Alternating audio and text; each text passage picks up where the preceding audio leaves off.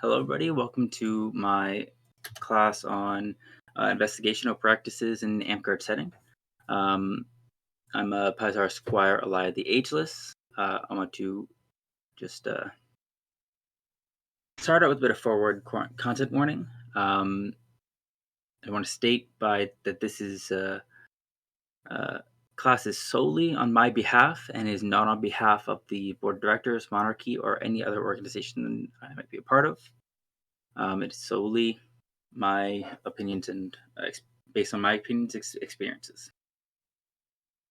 Secondly, I want to reiterate that there is a content warning for possible discussions of violence, sexual misconduct, harassment, bullying, etc. If anyone needs to step out for any time or has any issues or problems with what's going on or any questions, please feel free to toss it in chat.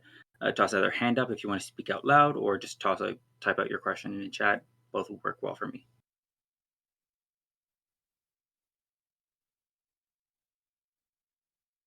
So I have had the unfortunate opportunity to be part of several different investigations of varying sizes in my time in Amtgard. Conducting an investigation can be extremely difficult to do, particularly in Amtgard, because we don't have preset investigative standards in place, something that is currently being worked on, at least here in the Nine Blades. Um, uh, And due to the nature of how our investigation disciplinary decisions are conducted and run, there's also a number of problems and inconsistencies that occur and can affect not only the quality of an investigation, but also the fairness of it and the final outcome. So, the main ones that I tend to bring up is inconsistencies in how investigations are carried out, so specifically the process of them, inconsistencies in the depth of the investigations, in the level of evidence expected and acquired, um, in the severity of the disciplinary actions done, inconsistencies in how interviews are conducted, and in how privacy is handled, both on the uh, side of the victim, of the witnesses, and of the offenders, which is why improvements need to be made.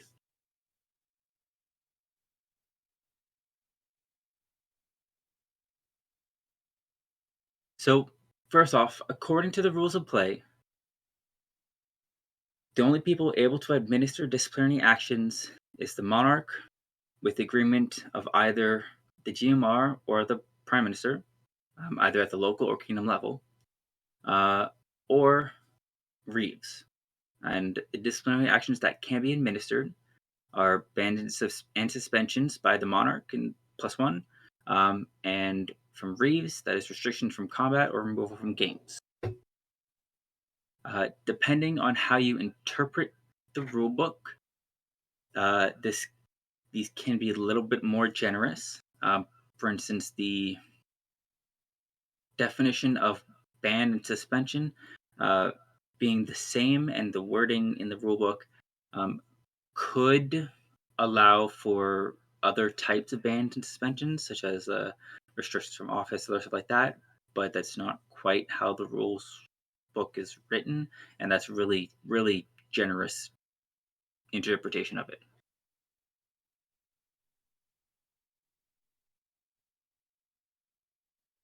However, in reality, things are a little bit different than what the rules of play say. So who's actually able to administer disciplinary actions? Yeah, the monarch +1 can do it. Yes, the reeves can do it. The board of directors can also do it.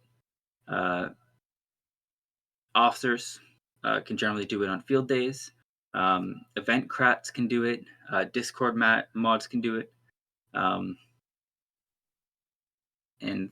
the actions that can be administered do still include the ban suspensions and restrictions from combat, but also includes being removed from games, being kicked off a field, being kicked out of events, having awards removed.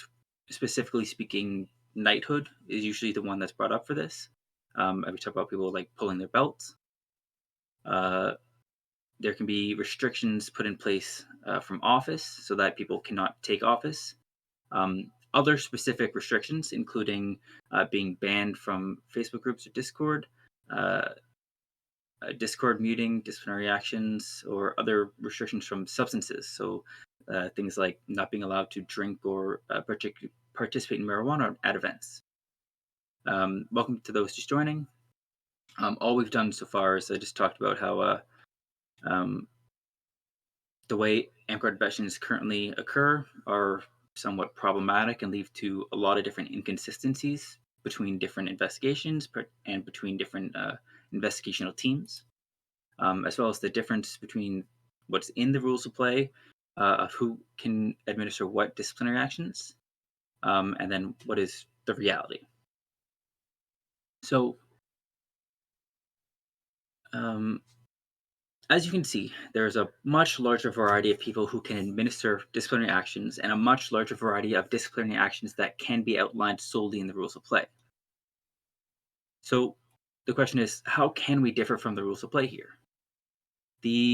While it's true that the rules of play supersedes our corpora as the highest priority of document to us as an organization of Amtgard, and that we cannot go against what the rules of play says, it's not the same as us being unable to supplement it. Um, For example, the rules of play states that the monarch, with the agreement of either the GMR or the Prime Minister, can ban a player. If our corpora allows for the BOD to also ban players, that doesn't contradict the ROP's declaration that the monarch plus one can ban players. Therefore, is something that we can do. Giving ourselves the ability to react appropriately for individual circumstances and incidents means that we have the flexibility to make the most appropriate decision as opposed to having to revert solely to choosing between bans and combat restrictions. So the easy way to look at this is thinking the difference between federal, provincial, and municipal laws. The federal laws are ones that everyone in Canada have to submit to.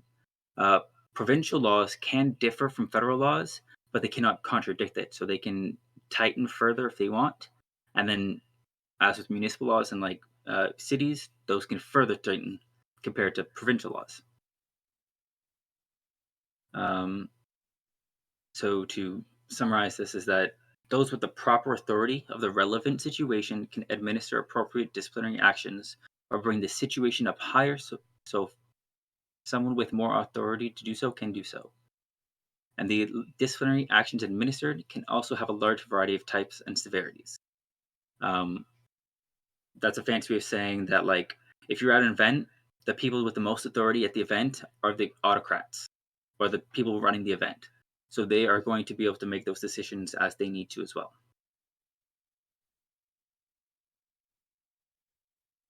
So to go over the investigative process itself, there's 10 main steps here. Obviously, I'm going to go into a little bit some more detail on them. To get to exact specific details, we can do so as people request it. However, first, I'm going to go through all the 10 of them, talk about what they mean, what should be done, give some tips and tricks, and then afterwards we can go back and go through them if anyone has any specific questions or requests that they would like to detail into. First and foremost, though, we have to learn to recognize an incident. In this context, an incident refers to any incident or series of incidents where some kind of problematic actions or offenses were committed. This can include perceived and actual problematic actions or offenses. And to give some examples, this can include fights, obviously past the boundaries of normal Amtgard combat, bullying, harassment, theft, inappropriate touching, or comments, or much more things. And it can, again, be one or several incidents. Could be repeated, or could be completely different incidents that are all related. So the first step is going to be learning about the incident. You're not going to investigate something that you have no idea happened. So the most common method about learning about the incident is by being told about it. Any number of people can tell you about the issue. It could be the victim, the offender could tell you, a witness, a third party. You could hear it from a friend who heard it from a friend who saw two other people talking about it. Regardless of where you heard about an incident, it should be taken into account and if it's told to you in good faith, should be looked into with the bare minimum being verifying if something occurred or not. Even if it's through the rumor mill and probably isn't real, it never hurts you to just find out whether or not something happened or not. Um, you might also be a witness to an incident yourself. And in the very rare case you are part of an incident, that's also something that should obviously be brought up and investigated. But you should not be participating in the investigation if you are someone involved in it. I'm going to say that again. If you are part of the incident, you should not be part of the investigation. It becomes a conflict of interest and can be uh, problematic and cause the investigation to be flawed.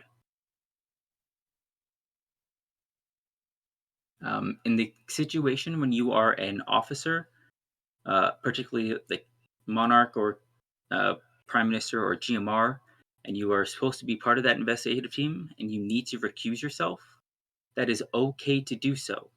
There are a number of ways that you can do so and still maintain that three-person committee. For example, reaching out to the board of directors, as well as you can also reach out to people in the IKCOM. Might also be willing to do so, but the board of directors is going to be your best bet. Alternatively, I've also seen it where other officers have stepped in. Um, it can vary. It's going to be partly a judgment call and partly a who's comfortable doing what.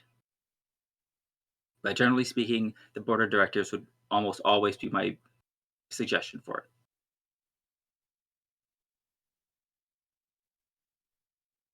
Step two is assembling the investigative team.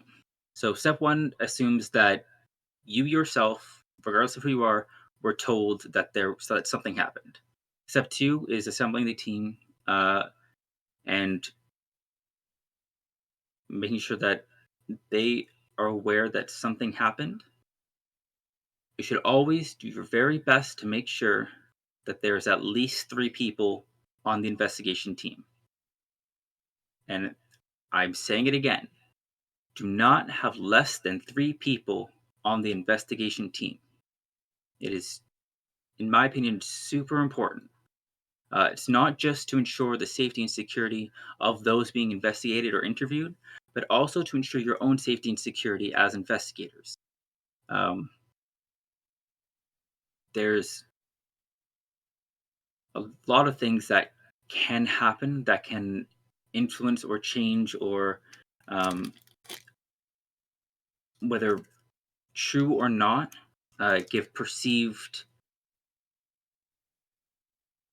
flaws in investigation, such as people thinking that uh, intimidation occurred or coaching through statements or things like that. And having that multiple people helps ensure that you have the basis of saying that no, that's not what happened. This is what happened. Everything was above board. We just asked these questions, and it's all good to go. It also allows it so that if someone on the investigational team does start doing some of that problematic behavior, such as leading questions or coaching them into saying specific things, that the other people on the investigation team can see that and call them out on it. It is your responsibility to make sure that you and your team is on the up and up and doing things properly. Some of the most common investigation teams is probably the Kingdom Monarch, Kingdom GMR, and Kingdom Prime Minister, um, followed by the local monarch, local GMR, and local prime minister, as well as the board of directors. The board of director can also have specific committees looking into investigations. There can also be event crats. And I say event crats because, again, if you are at an event and an incident happens, they're the ones going to be taking charge and they should be leading the beginning of the investigation.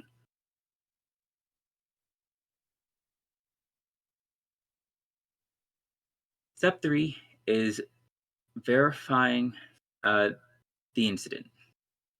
So, this specifically is just to find out whether the incident happened or not. Again, because you can hear about potential incidents from any number of sources, you need to, before you're spending the amount of time and resources and energy it takes to commit to an investigation, all you need to do is find out whether or not something happened or not. So you get the team and you make a group chat and you message the victim, uh, if you know who the victim is, and just be like, hey, we heard that this might have happened. Can you confirm whether this happened or not? Um, if not the victim themselves, you can also contact any other, well, really anyone else who would have that information. So if you're an officer trying to find out about an incident that happened at an event, you can message the autocrat of the event, like, "Hey, I heard this happened at, at bot D. Can you give me any information on it?" And hopefully they will have that information. But it's just finding out whether or not something happened or not. This is not the stage where you're looking for details. Again, it's just finding out whether it happened or not. And it can be simple as saying as, was there an altercation between player X and player Y at last field? Super simple. Step 4 is verifying that the incident should be investigated. Uh, Frequently, an incident will occur that technically breaks the COC, or that a witness or third party might point out is a problematic situation, and you should always confirm with the victim or victims whether or not they wish for an investigation to occur. Unless it is a safety concern or can affect more people, the wishes of the victims should be respected. It is very, very difficult to not. Okay, correction. Sometimes it can be very difficult to respect the wishes when someone does not want an investigation to occur and you feel that someone has acted unjustly and that investigation and some kind of disciplinary action should be taken. However, their wishes should be taken into account, again, unless it is a safety concern or can affect other people. Obviously, if someone got in a fight or like was attacking people and their victim was maybe was too scared to say yes, I would like investigation, because you know that that person is violent, they're a potential threat to other players or other people in the game, then you have a responsibility to conduct the investigation. Um, there's also times when it might not actually be an offense. For example, if you received a report of a violation of his COC3, which is the sexual misconduct one, after witnessing where someone witnessed uh, a player grabbing the butt of another player, maybe that person that's reporting this to you didn't know that those two are partners or have some kind of relationship. Uh, that is not an actual incident that requires a full investigation, because talking to the supposed victim just clarifies that it was consensual action. It's something that they're okay with that happens. That simple step sometimes can save a lot of time, effort, and unnecessary hardship. Step 5 is gathering information.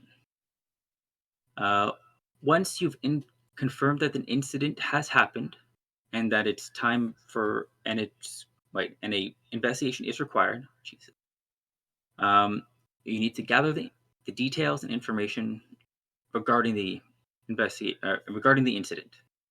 As a general rule, the five W's and H should all have answers when you're done. So who is part of the incident? Who is the victim or victims, offender or offenders, witnesses, or witness or witnesses, um, finding out who responded first, if at all. Make sure that you know who has statements to give. You can find that. Uh, what? So what happened? And then who did what to whom? Who like, that helps you identify who's the victim, who's the offender. Um, you're looking at where. So where did this incident occur? Was it online? Was it at an event? Does it happen in multiple different spaces? When? When did the incident occur? Was it a single time? Does it happen every field day? Does it only happen at, Bardix where someone's making fun of someone else? Uh, why? Why did the incident occur? If you can find this out, a lot of time this can be, a little bit on the harder side to find out. And obviously, we're not police. We don't need a motive, but it can always be helpful to find out why because it helps identify intent, as I had discussed in my earlier class. Um, Finally, you also need to find out how. So, how did the offenders cause this incident? This kind of goes with what, but also how is what is going to allow you to find out the information that you need to make sure that this kind of thing doesn't happen again in the future. Um, my One of my biggest suggestions and tips is to write everything down, um, including and especially the times and dates of when you get whatever piece of information or whatever statement.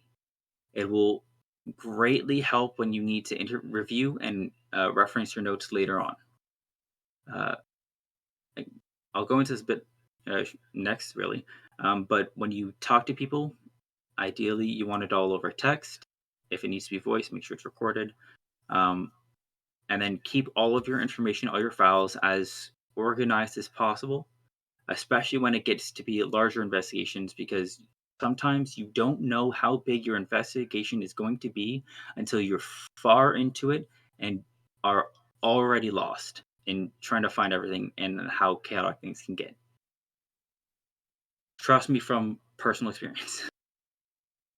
Um, Gathering information can be done in a number of different ways. So you can be looking at interviews, both with the victims, offenders, witnesses, or others. Gathering actual evidence, so screenshots, physical evidence, video proof, audio recordings, or just getting statements from people. Um, it's important to know that the amount of information and the accuracy of the information is directly related to the time since the incident occurred. The longer time it's been since the incident, the less information, and more specifically, the less accurate information you will be able to gather. The accuracy of people's memories is notoriously bad, to the point where even in the legal system, eyewitness testimony is now known to be notoriously flawed. Um, a quote I have here from a study that looks into this is that eyewitnesses can provide very compelling legal testimony, but rather than recording experiences flawlessly, their memories are susceptible to a variety of errors and biases. They, like the rest of us, can make errors in remembering specific details and can even remember whole events that did not happen. End quote.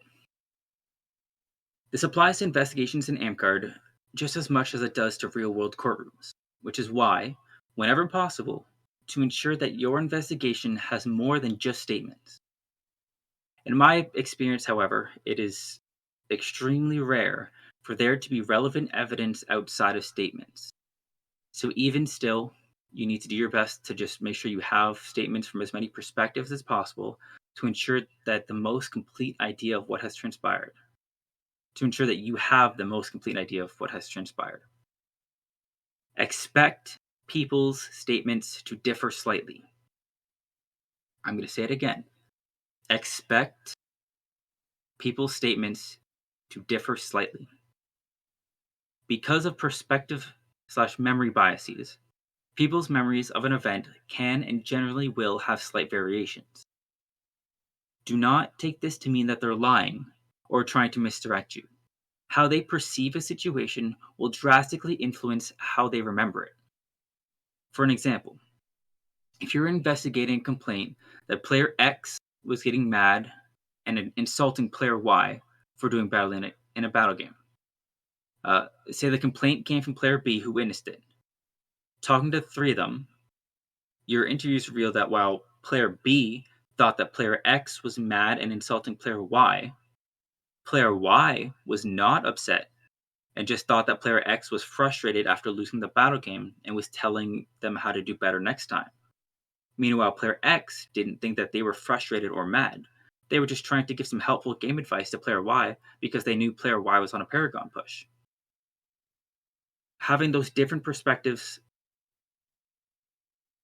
can, correction, each of their different perspectives are valid coming from their viewpoint, but it is important to have all three perspectives. Otherwise, may not have the most, you may not have the truth of what happened.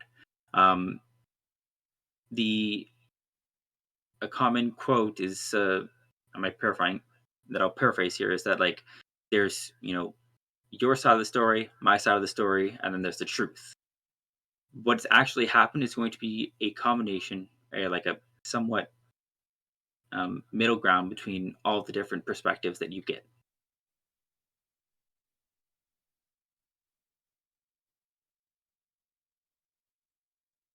Step 6 is interviews. Now, I have 10 different tips here that are all, in my opinion, very important to think about and to remember as you're going into it. Um, and it's important to remember that conducting interviews, aka gathering statements, talking to people, etc., can be extremely challenging and stressful, um, particularly when it's in more sensitive subjects or you're talking to victims. People can get very emotional or upset, and some people can lash out. Uh, Sometimes when you're interviewing or talking to possible offenders, uh, they can lash out and threaten you either with, well, usually with some kind of legal threat because they're hopefully smart enough not to try and threaten you, physically. But if they do that, that's way easier for you to just get rid of them because they're obviously garbage then. Um, Remember that if you are threatened with legal action, uh, all you just immediately, that is, you are no longer talking to this person, you are bringing it to the board of directors. This is not negotiable. If you are threatened with legal action in any of your investigations, you bring it to the board of directors. If you have any questions of who to talk to in the board of directors or how to contact them, talk to a kingdom officer, um, if you were not one. Otherwise, you can talk to any member who is a member of the board of directors, which I believe, again, is on our Facebook page, but I forgot to double check. Um, so, a couple of these suggestions and tips to ensure it's done efficiently and professionally when you're doing interviews is number one, never speak to someone involved alone. If there is any way to avoid it, ensure that you have your team in the discussion with you. If a witness or victim will only talk with a single person on the investigational team because they want to remain anonymous from the rest of the team, specifically because they fear some kind of retribution from someone on the team, that discussion has to be written down. If you're going to be blacking out their name or pictures or whatever in screenshots, that's fine. But it has to be written and it has to be made clear that the screenshots will be taken and shared with the rest of the team. So you can do your best to make sure there's no identifying information, but do not lie to them and tell them that they're going to remain completely anonymous, because the information that they are sharing is relevant to the investigation, and therefore the investigational team needs to know it.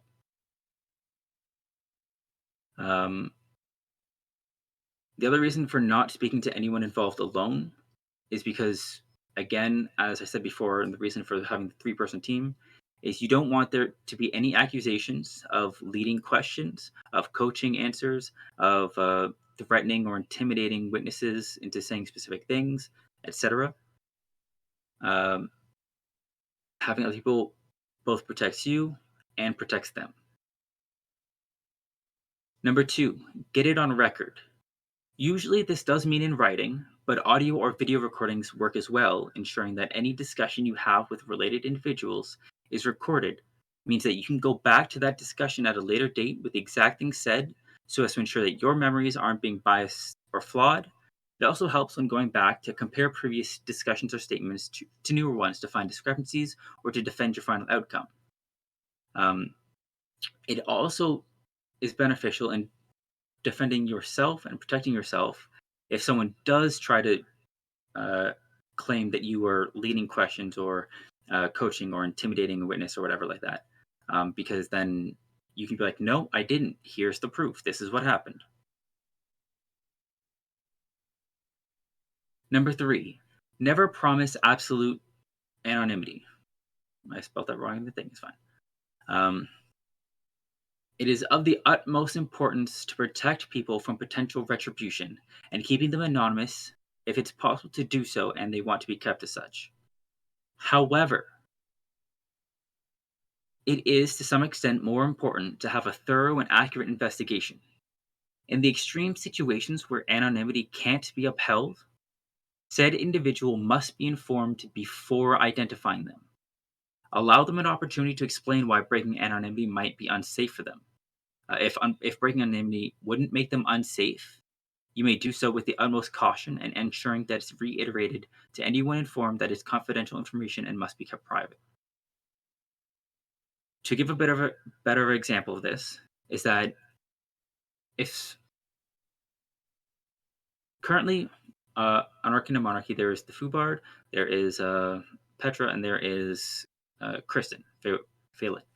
Um, say I needed to submit a report and I didn't want Kristen to know that I'm submitting a report because it might be something that she'd get upset at, I could tell the Fubard, be like, hey, this is what I need to say. I'd like to remain anonymous because I don't want, Kristen to know that I am tattling on her for, I don't know, being, for hitting a goose. Um, and so if all of a sudden, part of this investigation and there an investigation goes on later, and then it's brought up that, hey, someone said that Phelan hit a goose, and there it's kind of called into question whether or not that actually happened or not. It can be brought up like, okay, we need to know maybe who said this because is it a biased comment? Is there a reason this person said this thing that didn't happen, or is there some other information that we're missing? Sometimes it is important to know to share that information so that you'd be like, okay, you know what? Nathan said that Kristen did this because he's being a pain in the ass to Kristen because she ate the last ice cream. You know, that's obviously a silly example, but there are there are reasons that there are times where it is necessary to break anonymity, but it is likewise still important to maintain their safety. So in that situation, you might not be able to. The Fubard, because I told he's the only one who I spoke to who knows that it's me who gave that statement. Um, might will come back to me and be like, Nathan, I'm going to need to, you know, Kristen's going to have to tell the rest of the committee that you're the one who gave me this statement because this is the issue with what you told me. Is there a is would me revealing that make you unsafe? I could be like, I could say, the answer might be no. I might be fine. I just didn't want her to find out. I didn't want her to get mad at me. Or I could be like, yes, I could be unsafe because Kristen might sick her other gooses on me in my sleep. It's things like that you do still need to ask and find out because if it is going to be an actual safety hazard, then you need to find um, some kind of workaround where either that the anonymity can't be protected or it can be confirmed by an outside source. Number what? 4? Yeah, 4. Don't make promises. This is kind of compounding on number 3, but just in general, don't make promises. It doesn't matter what it is. Situations and exceptions can and do come up. And even in the most well intentioned promise can end up broken. In order to help maintain people's trust in investigations and committees, do not break your promises. So instead of promising something by saying something like, I promise that we will do blah, blah, blah, blah, blah. Instead, say something like, we'll do our best to do blah, blah, blah, blah, blah. Ac- Don't be afraid to acknowledge that you and your team aren't perfect. You're human, but you will do your best. Number 5, don't lie. This should be self explanatory, but don't lie to anyone. It's unprofessional. It creates a distrust between the populace and the investigative team. If there's information that someone's asking for that you can't share, don't try to mislead them. Just say, we can't share that information. It's that simple. Number 6, remain professional. When you're in an investigation or in an interview, Christian, or talking to people as part of the investigation team, you're representing more than just yourself. There's an expectation that you're taking it professionally.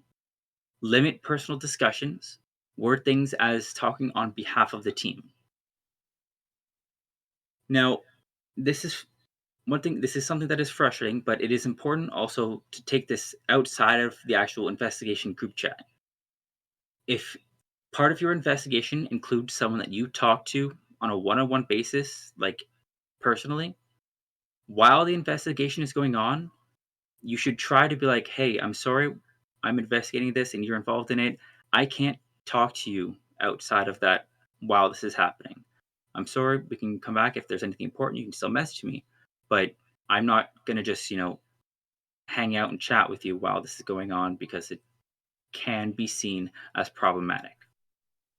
For example, like if Kristen and the committee and those three and the trio were uh, investigating me, and all of a sudden, you know, Kristen's talking to me all the time, obviously, people might see that that is problematic. Maybe she's leaking information to me. Maybe I'm influencing her judgment on in the investigation, whatever. To help just avoid those situations in general, just be like, sorry, I can't talk to you while this is going on. Once it's done, we can talk again. Number 7, give the benefit of the doubt. Everyone you talk to is a person as well. You might not agree with them. You might not like them. You might think that they are the scum of the earth. It doesn't matter. Give them the benefit of the doubt. It is very unlikely they're being malicious in whatever they're doing. Most people think, and most people are doing what they think is right, slash what they think is best, or at the very least, what they think is not wrong. You might be able to see why they're wrong or why they're being problematic, etc. But that doesn't mean they're intentionally being problematic. And it doesn't mean that they see that they're being wrong either. Don't be aggressive or accusatory. Try to understand where they're coming from and why they think that way. It goes a long way in understanding how and why things happen and helps with open communication and preventing further miscommunications or hostility. Number 8, present yourselves as a unified team. Don't argue with your teammates in front of or within group chats where you're interviewing people. Save that for your team's chats. It's unprofessional and can make them less confident in your team's ability to investigate the incident. In worst case situations, those very, very rare cases where you are interviewing someone who does have less than the best intentions, they can also use that division to sow seeds of discord in the committee or in your team to mess up your investigation. Number 9, know what you need to find out before initiating the interview. Having a pre-made list of questions to ask is extremely helpful to ensure that you get all of the information that you need without forgetting anything. Oh, wrong way. Oh, what have I done? That's fine. Go back. Information you need without forgetting anything. Yeah. Just sit down with your team, be like, hey, this is who we're about to talk to. Why are we talking to them? What are we trying to find out? Are we just trying to find out what they think, like their perspective on this? Is there specific details we need from them? Like, are we trying to get them to confirm who's involved or what happened or when? Having those things, those specific details that you were looking for set aside there is going to go very far in helping you make sure that you get the information that you need quickly, efficiently, and with the minimal extra conversation that can be stressful. And finally, number 10, start with yourselves. When you start an interview, make sure to introduce yourself and your team and what you're doing. Whether it's a Facebook group chat, a Discord voice chat, or something in person. So, for example, maybe like, I'm Nathan, this is Joe and Bob, the Kingdom Monarch and Kingdom GMR, and we're looking into the incident between player X and player Y. We were informed that you were the security craft that handled the situation. Do you mind answering a few questions? Obviously, this can cherry like, you know, uh, we were informed that player Y did this to you, uh, or did this. Correction. We were informed that there was a problem between you and player Y at this event. Do you mind letting us know what happened or answering a few questions? Um, Again, basically, it's just who you are, what you're doing, and like why you're talking to them. If there's any ground rules you want set, that's also the place to do it. Um, so, like, if you want to be like, "Hey, Bird, yeah, we're reaching out to you to talk about this. We need these answered.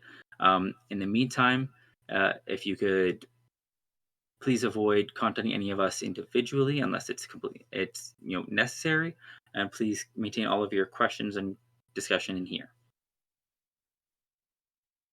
Um, there's a lot of those tips for interviews here. I know that's because that is one of, if not the way that you're going to get almost all of your information in your investigations. It is incredibly frustrating at times, but it is something that you need to know how to do and how to do properly. Step 7 is summarize your findings. So after gathering all the information and doing your interviews, go over your information. This is why you wrote it down and helped organize it earlier. Rebuild the incident as a team with the information you have to make sure it all fits and makes sense. Um, as new questions and clarification points come, write them down so you can go back and ask later. But you're basically going to confirm that you have all the answers to the who, what, where, when, why, and how. You know, if you're going up, if you're looking at this, you take your information like, okay, if at this is the day of the incident, we found out that this player was doing this to this player, and then all of a sudden you're like, wait a second, I thought this player was involved. How were they involved? Okay, you write that down. Okay, we need to find out how player Z was involved in this incident between player X and Y. Um, if all of a sudden you're like, okay, I thought that they, how did this fight occur? Did they use fists, or did they, you know, did he whack him upside the head with the shaft of a pole arm? Oh, we don't have that written down here. That's something that we need clarified. Write that down. Then, once you've got your summarized here, what you have and what you don't have, you have your questions and clarifications written down of what you need. You move on. Oh, God damn it, to step 8, where you're going to go back and you're going to ask the new questions. This is your follow-up questions section. Go back to whatever interview chat groups you have or whoever you need to message or talk to, and you're going to ask those new questions that you got. Then, once you have those answers, you're going to re summarize, and then you're going to repeat this follow up question portion until you have no more questions or clarifications needed. So, if you go back to your follow up questions, you re summarize, you're like, okay, there's another question that we need an answer to. You go back, ask that question, re-summarize, and you keep doing that until you have the appropriate picture and you know what happened. It can be tedious, it can be annoying, but it is incredibly important. Step 9, discuss your findings. Now, this is going to be something that you're kind of going to be doing ongoing as you guys are finding information and talking to people. You're like, hey, this is how I'm feeling right now. This is where I'm kind of thinking this is going. That's going to occur throughout, but you do want to have a time where you set aside to just straight up discuss each of your perspectives. How do you each feel what happened? Like, how did you interpret all of the data and information and discussions and statements? Um, it's okay that you are all likely to have different perspectives or slight variations of what happened and what should happen, and that is okay. Again, there is you all have your own personal biases of how you own you know your own beliefs and how you grew up. You're gonna have your own memory biases of how you interpreted the actual interviews and discussions themselves, and those are all going to influence how you are perceiving the overall situation and how you're going to react to it. Talk to each other and decide what you think should be done. Confirm things like who were the offenders, um, and what disciplinary action should be administered. Who was the, confirm, yeah, who's the offender, who's the victim, what should be administered. And in order to actually come to a conclusion, at least two-thirds of your team should be in agreement. Ideally, it is unanimous and you all agree. But in the case there is a disagreement, at least two-thirds should be in agreement. And I say that because that is the same ratio as the monarchy trio. So if we're having other um, investigation teams having the same ratio, makes sense. At least has that kind of um, appropriate basis for it. Finally, step 10 is administer discipline. So, I'm assuming you're in a position to do so, administer the agreed upon disciplinary action. If you're not in a position to do so, report your findings to the relevant body so they can do so. Um, there is an order to be taken to inform slash administer discipline. Number one is you're going to inform the victim of the result of your investigation and disciplinary actions that are going to be taken. The reason you inform the victim first is to make sure they are prepared for whatever outcome is going to come from your disciplinary actions. So if someone is not getting banned, that way they know that they can expect that person's still going to be around. If that person is getting banned, that way they know that they don't have to worry about seeing them at events. However, they can then expect that maybe those person's friends might be hostile at events or whatever. Uh, Number two is you're going to inform the offender or offenders. Uh, when you do that, you're going to include the COC numbers if it's a ban. You do want to reiterate to them that those COC numbers are not going to be public. They are just to inform them of their ban. Whenever it's possible to do so, and you can do so without endangering the victim, please do your best to give as much detail as possible to the offender so they know what happened and what point they or what they're being banned for. This is something that we are going to discuss after I've gone through this process here. However, a big flaw in the Amtgard process is that we are unable to adequately inform people that are accused of doing something with what they are accused of with any details because we put a lot of stress on protecting the victims from potential offenses, which is obviously not a bad thing because we want to protect our players, but it is problematic because it doesn't allow people that are accused of committing an offense from either defending themselves appropriately or from knowing what was problematic behavior so they can change it in the future. Number three is you're going to inform the populace. Uh, when you do that, you are not going to include the COC numbers. All you are going to do is say, this player um, has been, if it's a ban, like this player has been banned for X amount of time, or or indefinitely, uh, and then whether or not the ban propagates or not. And again, because the only COC number that does not propagate is number 6, then just saying that it propagates is easy enough, and it's not going to be specific enough to cause any kind of legal issue. Um, you should make sure to post and acknowledge who made this decision. So if it's the trio that did the investigation, be like you can say like the king in a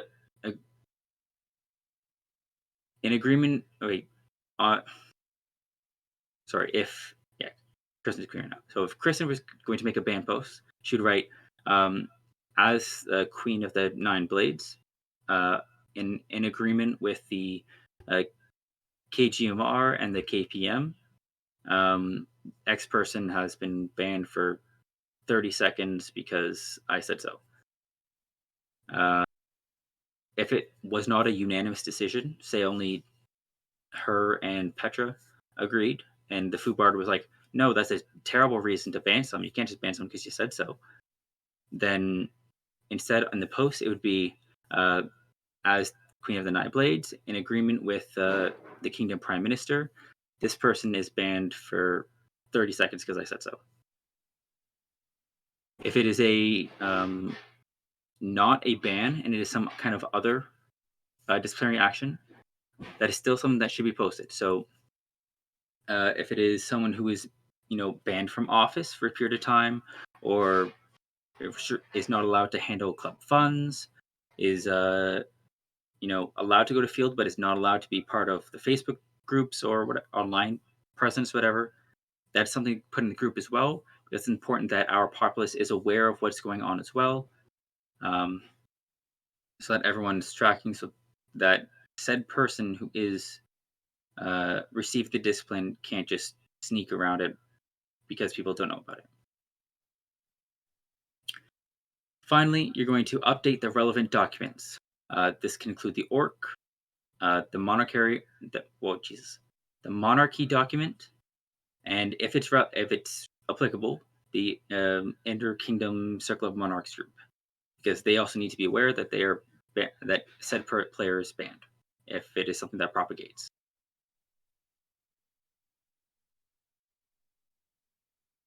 At this point, does anyone have any questions about the um, procedures or anything I've talked about up to now? I know it was a whole lot of stuff, and it's about 5. Still got about half an hour, so you're perfect. Does anyone have any questions? You can feel free to unmute if you would like to talk. I'm going to drink in the meantime.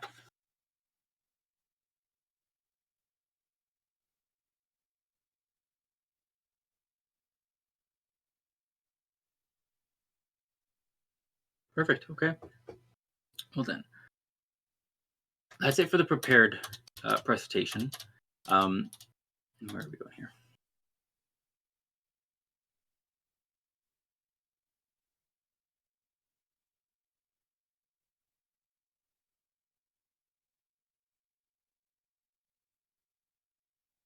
There's 2 things that I would like us to discuss and actually have like a bit of a discussion on. First is looking at the disciplinary actions that can be administered. Um, are any of the ones that are present there, do you find to be unreasonable, or are there any disciplinary actions that you can think of that would be good for us to possibly use, partially as like stepping stones between zero and ban, etc. Um, uh, if no one, if you have any of those ideas or suggestions, please toss them in the chat. They're always going to be helpful and useful for us going forward. Um, so, as well, if anyone has any general suggestions for um, this investigative process or what would be good for actual guidelines, because I, as well as,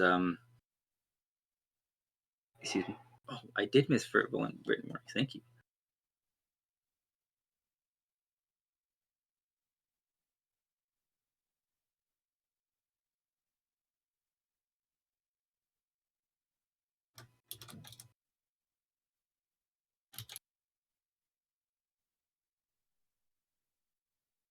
Perfect. I've written that down.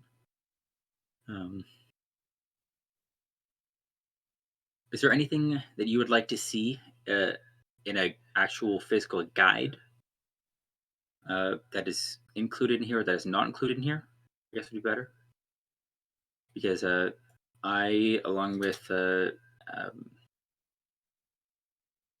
Darren from Wolfang, are both are working on writing actual set procedures for the kingdom, so that way when investigations happen, there is no question and no and or at least less inconsistencies in how they're dealt with.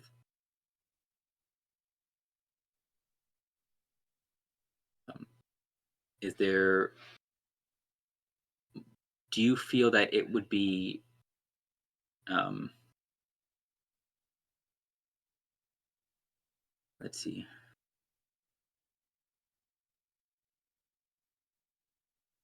A lot of the time, you see these as like flowcharts of like, you know, if you get told by it, you go to, step two. But if you were the witness of it, you will go to this bubble that's beside step two that may lead to step two or may lead to step four.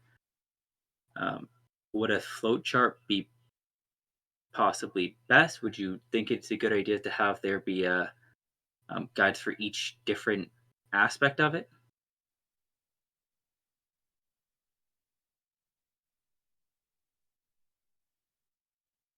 Yes, there should always be room for movement. It is important because yeah, yeah, things change and don't like to work. Um, ooh, that's a good idea. Uh, the order of who to report to and steps to take before reporting. Yeah, it is. I know it is in the monarch in the corpora. It's not the most.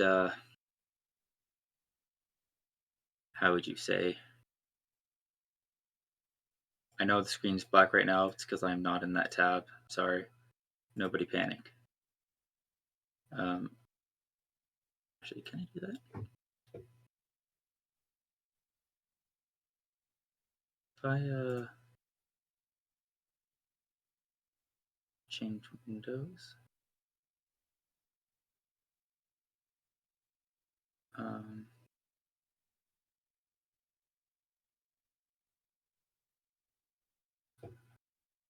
so yeah, it is in the corpora. It is under complaints and grievances. In the event you wish to file a complaint, blah, blah, blah, contact either chapter monarch first. If it can be resolved, do so. Otherwise, go to step two, which is kingdom officers. Um, otherwise, go to the kingdom monarch and stuff, the trio. Uh, there are other steps. I think the addition of having steps in to take before reporting at all would be good, because I don't like to say that people seem to need to be babied at times, but sometimes it might be helpful to be like, have you tried talking to the person first if there is, an issue?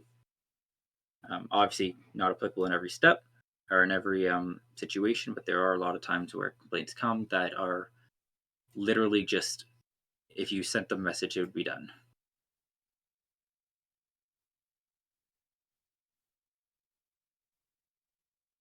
Oh God, sorry. Okay. There was something else I wanted to go over. Yeah, that.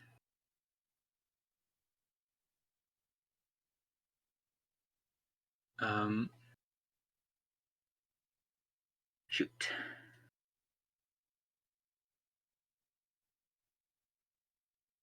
When you're doing group, what's happening? This is a bit of a just a helpful tip, functional tip, is that when you are doing interviews, particularly if you're doing them in group chats on Facebook or even Discord, name the group chat. Uh, for instance, be like, um, investigation October, or yeah, or like 2018, whatever, or fall 2018 investigation one, or who was involved, or like the name, title of your investigation, whatever. It makes things so much easier to find when you have to, if slash when you have to go back and search it. Um,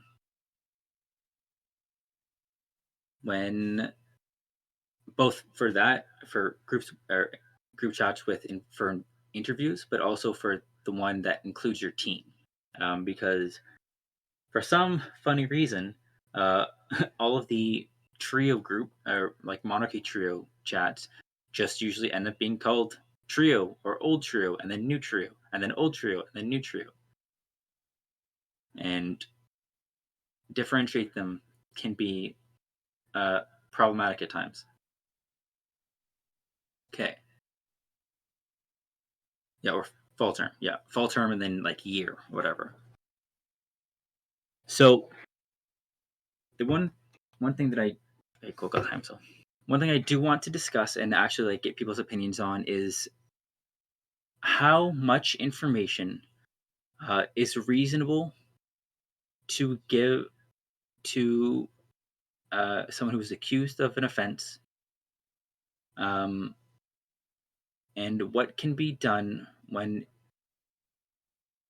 the victim or the accuser's identity is likely to be known if that information is given. Uh, we know, generally speaking, we almost always stick with the protecting the victim in our proceedings, which is why our accused almost never actually get information or find out what they've done. Um, which again, protecting our victims is important, but it's also important that we are fair to those getting accused of things.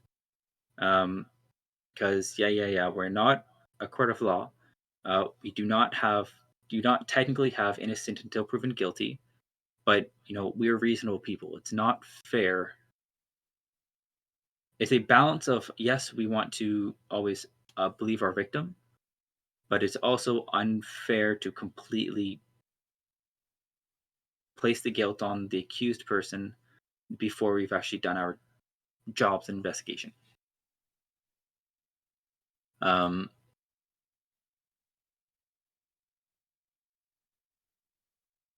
I personally have somewhat come to the idea that it depends, obviously, on what the person is accused of. If it is a violent act and actually has a threat of like physical safety, that is something that should probably be held back. But if it is less, if it's not that, it's not as unreasonable to give that further information. Obviously, we are never going to name something if we can help it. Or like, we're not going to name that X person complained, but we can give the specific situation. If they can make that deduction, they can make the deduction, but it's not something that we're going to share.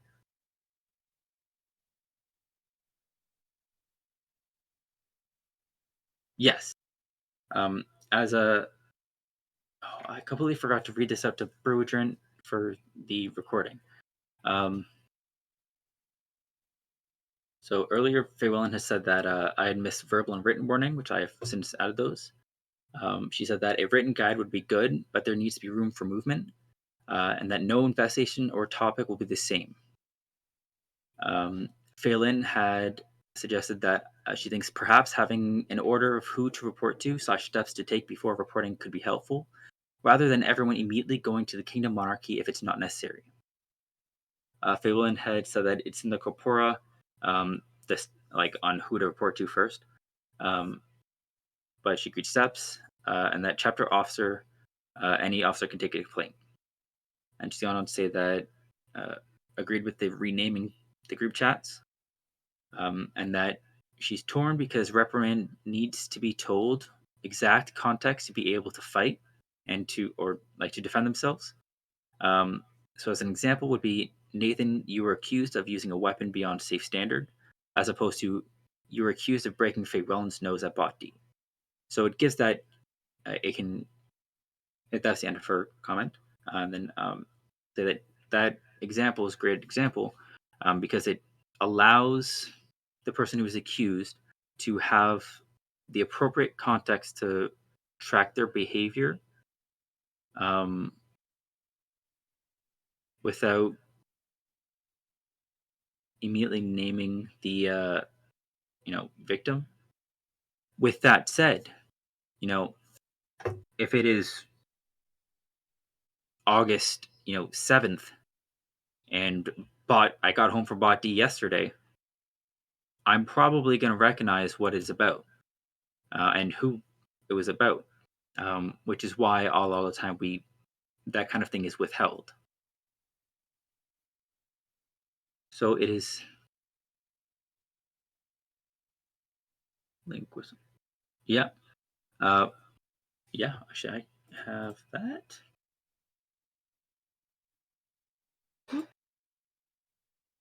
There we go. Come on. Boop. Bippity boppity boop. Boom. I've just put the whistleblower policy in chat to read it out. The Circle of Monarchs encourages the protection of victims, whistleblowers, and officers engaging in good faith execution of their duties and condemns retaliation against them all. Retaliation has a chilling effect on reporting. It creates a hostile environment for these people and for others considering coming forward or acting in good faith, and it hurts the very people Amtgard's Code of Conduct is designed to protect.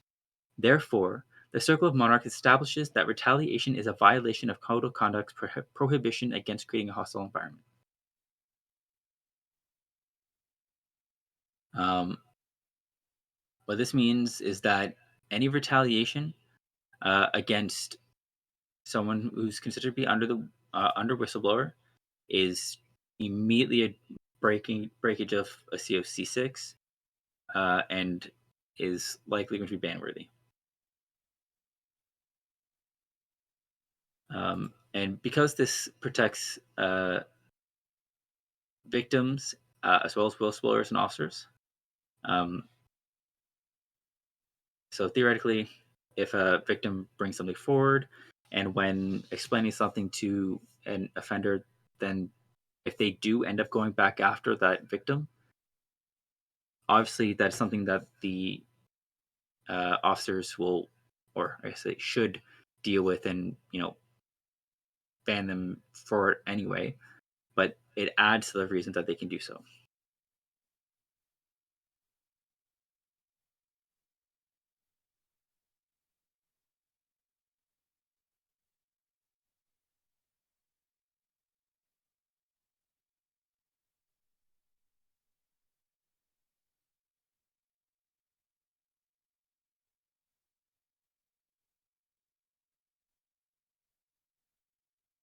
Um, so as a we have about 15 minutes left. So if anyone has any other uh, investigation related things that they would like to discuss or bring up, um, now is an excellent time to do so. Pick my brain. I'll probably pick yours a bit. I have reached out to a couple people at AO IoT as well as other. Yeah, the actual policy of keeping investigations for future would be excellent. Uh, it at least even giving like a summary with our investigational records would be super handy. Uh, Connor, what's your anecdotal experience? Feel free to.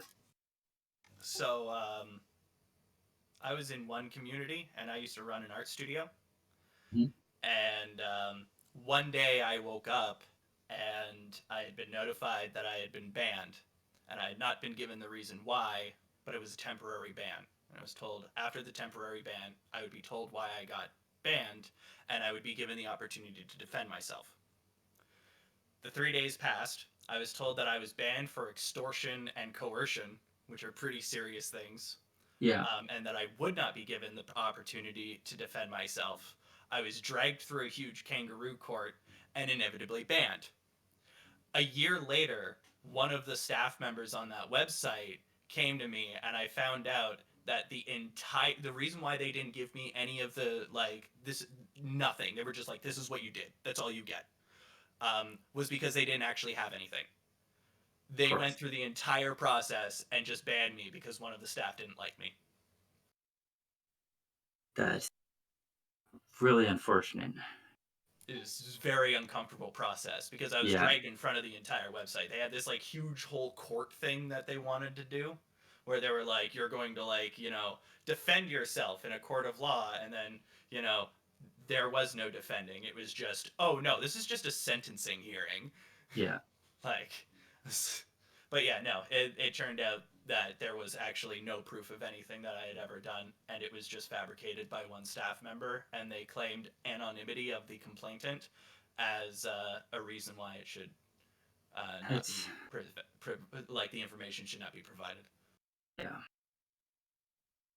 Part of why not a fan of having like, especially for I can't say especially, but like for anonymous stuff. Like I not a Protecting anonymity is like a really complicated, yeah. really complicated. And one thing that the next because after that I wound up making another community, um, and one of the rules that we put in was that there would be a staff member on the team whose purpose was to defend the person who's being accused of something and make sure that they were being treated fairly. Because even in an accusation situation, both parties still need to be treated fairly. Yeah, that's valid. Interesting. It was to prevent bent investigation teams. Yeah, So there was at least one person who would be like, I am going to defend this person. that's a that's a good idea. Actually, I'm gonna write that down. Having like a little defendant on the team. Yeah, like a lawyer. Give the person a lawyer.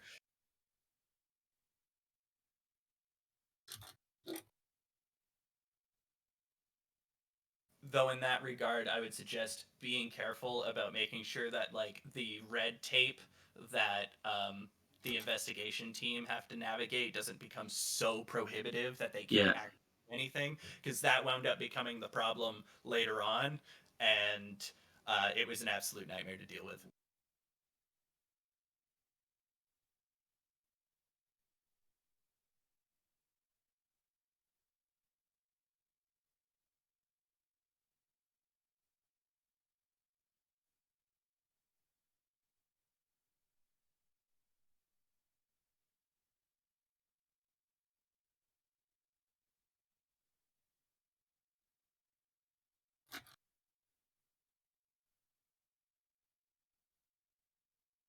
Though personally, I believe if you retaliate against somebody who made a complaint against you and you were found like you actually did this and you aren't banned for doing that thing, then if you take any action to yeah. retaliate, you're immediately banned.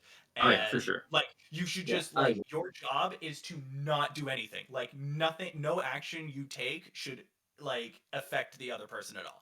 yeah. Um. So yeah. Sorry, I keep forgetting to read these out. If you're willing to say that link you brought about class, the actual policy of keeping investigations for future would be good.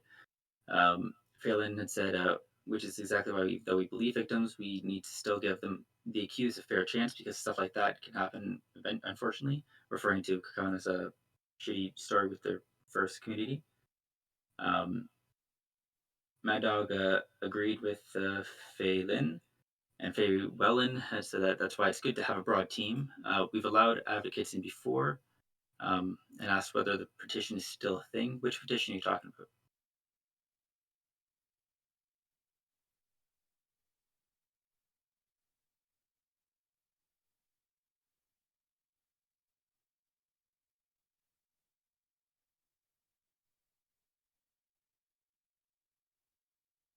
Oh, yeah. It it is not written in the corpora, but the corpora can technically, uh, and all thing can technically do like pretty much anything. To it, that's where it sort of gets complicated. Because theoretically, yes, it could happen through all thing, but if the theoretically if the monarch or two of the monarch and yeah, if the monarch or both the other two, uh, both of the GMR and PM didn't want to do it, then it would be finicky.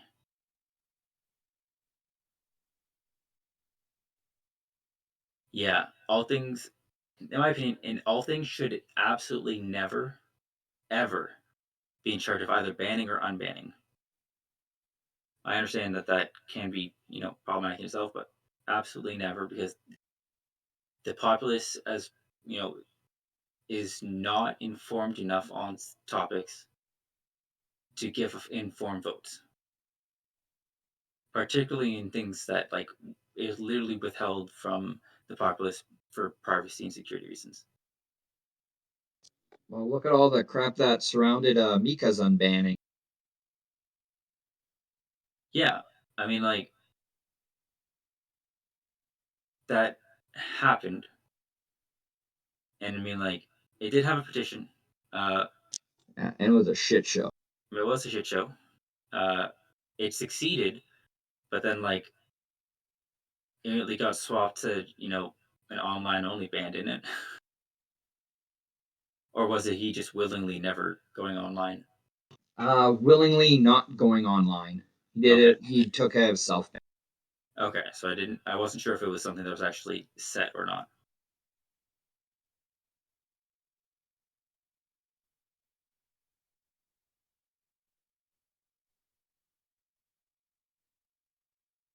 That is true.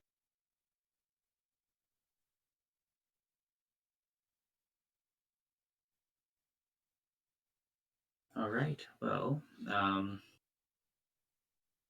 I don't think that I have anything else in my class. If anyone else has to be banned as like a caller. Oh yeah, yeah. Um, oh, I see. Okay, yeah. Uh, Faye Wellen had just okay, yeah, I keep reading things. So Faye Wellen had said that getting populace signed the petition to ban, which was what she said about petition earlier. There was interesting she can't remember that you can remember. Uh, all thing is tricky because we can't give details and getting banned stigmatizes you. Um, Fei Lin had said that it's off topic but still relevant. People also seem to forget that indefinite is not technically permanent. Yes, I had talked about this in my earlier class, but indefinite does not mean permanent. It just means that it does not have a set end, and that can change at any time. Fugelin then said that he, as an Mika, had asked to be banned as like a caller, so it would be tempted to come back. So I guess technically banned, but not a you know levied ban.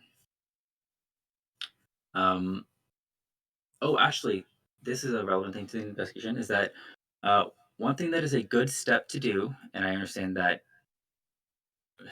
Faye Wellen, I believe, is under the impression that you're not allowed to do it. But when someone is under investigation, particularly for something that can be a risk to our players, you can have them suspended indefinitely pending investigation. AKA, uh, we are having we're investigating this person, so they are not able to play until we can confirm whether or not they are a threat to our players. If you are not comfortable doing that as an indefinite ban, you can also always do that as a set period of time. Okay, this person is banned until for we'll say 3 months or until the investigation is concluded, um, or 6 months or until the investigation is concluded. Uh,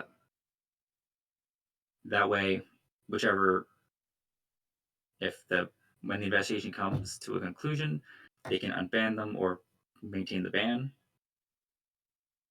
Um, Honestly, when it comes to whether it's slight jest or not, the biggest problem with it being uh, indefinite is that there's no actual, pressure on it to deal with it, uh, which is something that really needs to happen. It's because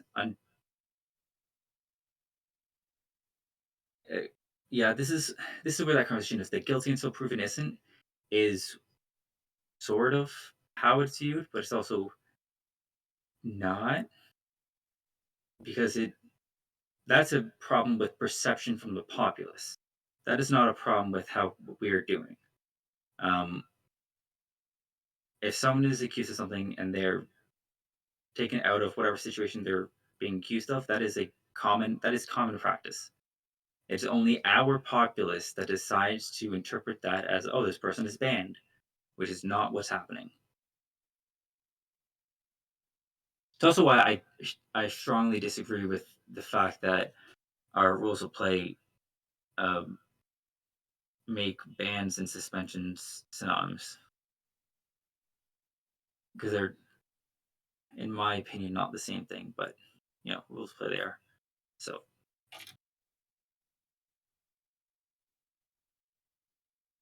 um,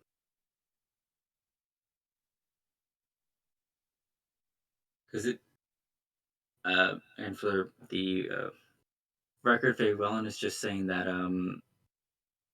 it was clarified that we can ban during pending investigation, but it's not suggested because it implies that guilty until proven innocent, and that she can understand for a very serious accusation or an actual police investigation.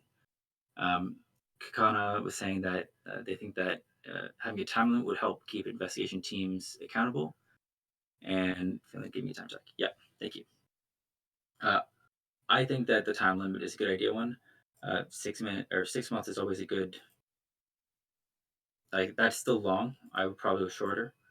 Um, but I'm also aware that things can take time, especially if they start getting to be complicated. But um, yeah, we're gonna say that's it for our my class here. Thank you everyone for coming and listening and taking part. If you ever have any questions or need any advice or suggestions in running in investigation, please don't be afraid to reach out. Let me know. Uh, Both if you're either running investigation or just need suggestions on how to potentially run through one. Um, Hell, if you're you know accused of something and you want some help, maybe you can reach out. I'd be willing to help either way. At least to make sure that things are done properly. Um, and if you also actually that's another thing is if you would like to uh, contribute to the writing of the investigation procedures, you can also reach out. We are working on it. It's a very slow process because it's boring as hell and it's a lot of repetitive shit. But we're working on it. And yes, if again any other questions, feel free to message me. And thank you all so much.